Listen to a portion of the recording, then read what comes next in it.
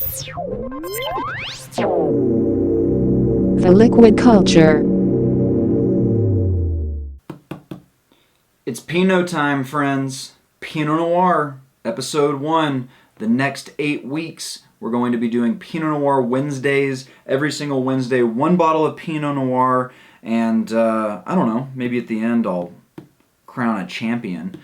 But this is a counterpart to my Tuesday Wine Tasting 101 videos that I'm starting to put out there, again, also over the next 8 weeks.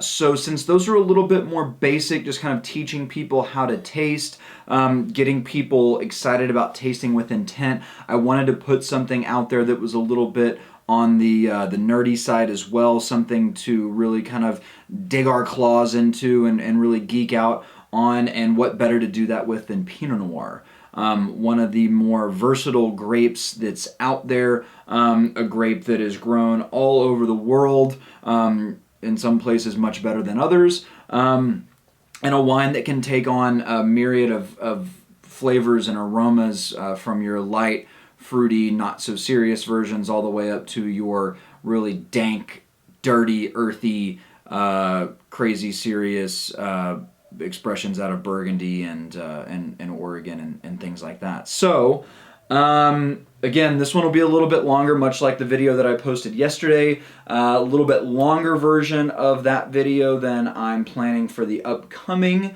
parts of that series. Same with this one, it'll be a little bit longer just because I'm giving the intro as to what we're doing here with Pinot Noir Wednesdays. That kind of rolls off the tongue nicely. Pinot Noir Wednesdays. Pinot Noir Wednesdays. I like that. I'm glad I picked Wednesday for Pinot Noir.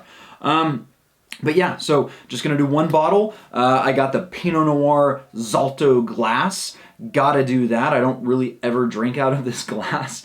So I figured what a better time to use it than right now on Pinot Noir Wednesdays. So, up first, we're going to start slow here, guys.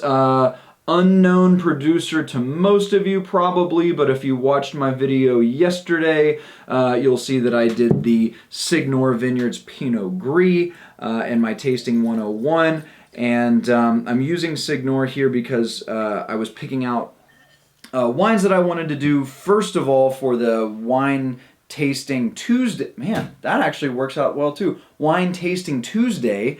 And I started realizing, I'm like, hey, I've got some counterparts to a lot of these that'll go really well. And wanted to do Pinot Gris, and that was the Pinot Gris that I happen to have. And so I said to myself, well, wait a second, I've got a Pinot Noir from Signor as well to match with it. So let's talk a little bit about Pinot, or well, let's back it up.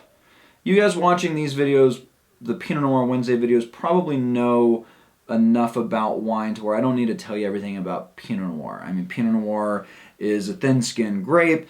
It is very fragile, very fickle. As I mentioned, can really take terroir well, depending on where it's grown. So you get different iterations of Pinot Noir from all over the place, and sometimes, like in the case of Burgundy, you have such different terroir just with one vineyard next to the other that you can get a completely different expression of Pinot Noir, just a stone's throw away. Which is why Pinot Noir is so cool and one of the most beloved grapes that there is. We don't really grow Pinot Noir here in Texas because it does not really fit our climate. However, this is a bottle from a Texas producer. So I'll tell you a little bit about Signor Vineyards here. If you took a close look on the label whenever I gave you the up close, you'll see that this is actually from Rogue Valley, which is in Oregon. 2015 Pinot Noir. So Signor Vineyards is a collaboration effort between two actually native Texas families, like 5th and 6th generation Texans, who started Project Signor Vineyard back in 2014-15 time frame. That project got started. Beautiful grounds. If you're ever here in Fredericksburg, you've got to visit Signor because the like venue itself is just an absolute masterpiece. But they started between a collaboration between the Signor family and the Weisinger family. Now, John Weisinger has been working in the Oregon wine industry. Even though he's a native Texan, moved out to Oregon, been working in the Oregon wine industry since the 80s. And he was kind of the, I would say, the I don't know, I guess you could call him a consultant, but I'm sure he does a lot more than that. The winery itself for Signor Vineyards is actually in Oregon, so they have estate vineyards planted here in Texas, as well as contract some other fruit, Texas fruit as well. But no matter where the fruit comes from, whether it's Texas or Oregon, it's being processed and made into wine in Oregon, and then the Signor label is then shipped back here to be sold in the Signor tasting room. The Weisinger family also has their own label, which is 100% Oregon wines. Under the Signor label, you'll find a mix of wines with 100% Texas fruit, 100% Oregon fruit, and then some are a blend, like I think they make a Tempranillo that's like half Texas temp, half Oregon temp.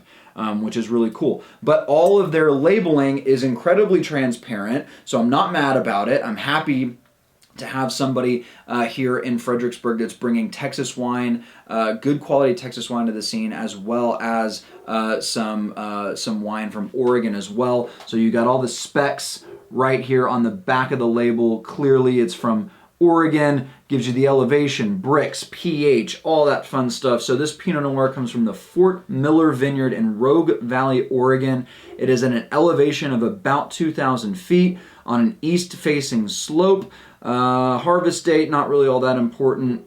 Bricks 25, pH 356. So, Rogue Valley is in the southern part of Oregon. It's the southernmost wine growing region of Oregon. Willamette is a very well-known Pinot Noir appellation in Oregon, and we will certainly be tasting at least one Willamette Pinot Noir on Pinot Noir Wednesdays in the coming weeks. This one from a slightly underknown wine-producing region in Oregon. So high elevation, you've got some mountain influences from the Cascades and the coastal range. I would say you're looking at probably about a very similar latitude to Burgundy. So really kind of similar there. I would say climate probably slightly warmer in Rogue Valley, given its more southern Oregon. The maritime influences are kind of blocked by the coastal range. But you are looking at some nice high elevation from the Cascades. Color on this Pinot, classic Pinot color. I mean, we're looking at garnet. We are looking at, well, I would say ruby leaning to garnet, ruby. Light color, nothing too concentrated, very classic kind of Pinot Noir color going on with this wine. Aroma is very fruit heavy, but also with a good spicy, leathery quality to it. Fruits I'm picking up, very kind of berry, raspberry, blackberry, almost kind of like blue raspberry, black cherry warheads. Black cherry warheads. You remember those candies? They're like got a coating of ultra sour crap on the outside where it blows your mind and sucks your face off, but you get through it and you get that nice kind of fruity hard candy underneath. The black cherry flavor of warhead is what I'm picking up in here. In addition to some cool kind of baking spice, kind of peppery, saddle leather kind of thing as well. Funny enough, this really smells a lot to me like a Texas Tempranillo. Cherry berry, spice, leather, little slight hint of black pepper, but nice and light and elegant smelling.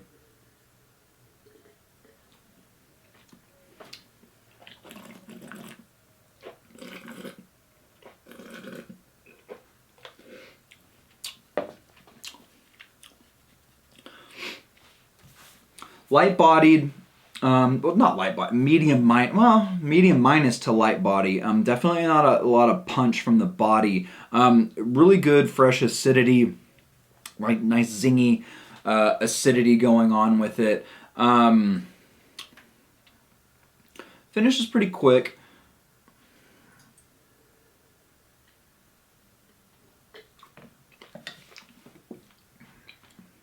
Not too much tannin to speak of, which is great with Pinot. Yeah, kind of a short finish, lighter bodied. I would say that this is definitely in your not too serious Pinot Noir category. I'm drinking it right now.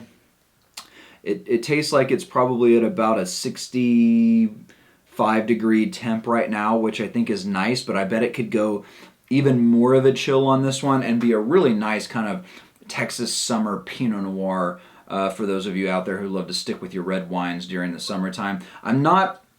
It's really not a bold enough or really complex enough Pinot Noir to where I think that it really stands up to a lot of classic Pinot Noir food pairings. One I always like to look to kind of benchmark Pinot Noir pairing is that Thanksgiving dinner table. And then the other one is the more kind of elevated Pinot Noir pairing, which is something like a duck confit or something along those lines, something kind of gamey. And I don't really think that it fits into either of those categories. So I'm going to put this as like your summer Tuesday night pizza Pinot.